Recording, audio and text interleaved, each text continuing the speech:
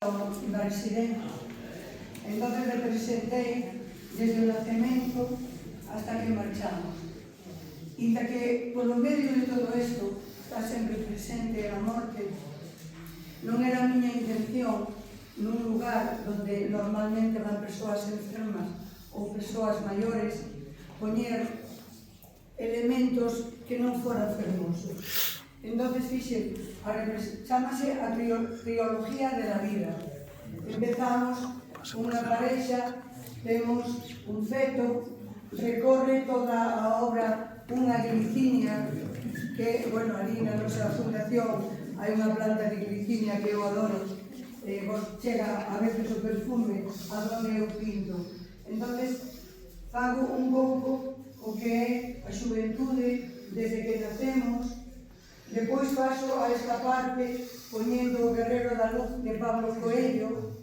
Significa tamén, pues, está cos gatiños, está chea todavía de beleza, pero ao mesmo tempo está pensando, recollendo na formación non só espiritual, sino tamén o aprendemento da vida, non? A cultura, cando nos culturizamos, estudiamos, preparámonos, e xa temos aquí a parte da reforma.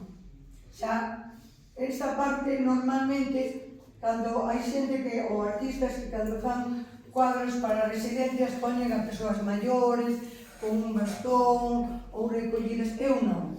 Eu xa, a última parte da vida, penso que xa vivimos todo eso e precisamos forza, amor, o amor que xa recollimos durante a vida.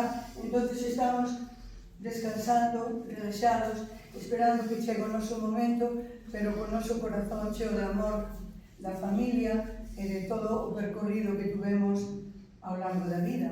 Por iso se chama Triología da Vida, non? Este de aquí chamelle Vácara Augusta, porque eu cando veño a Braga é unha cidade non só de acollimento, sino é antigua, ten un patrimonio maravilloso. E xusto aí enfrente está o Museo do Traxe, o Museo da Música do Folclore.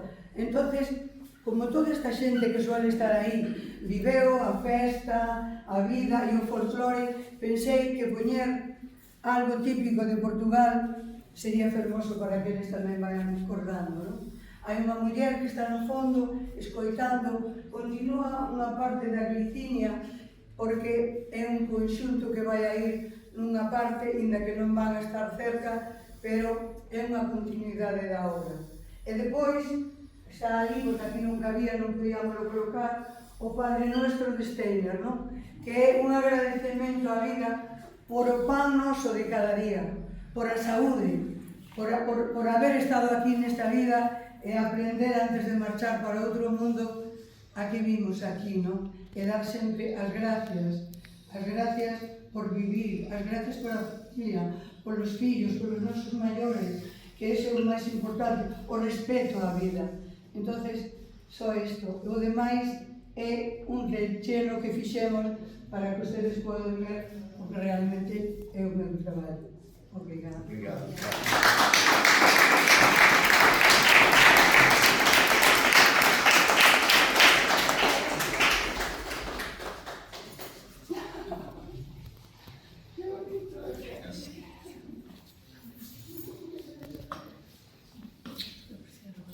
De Braga, psicóloga maravillosa, adoro.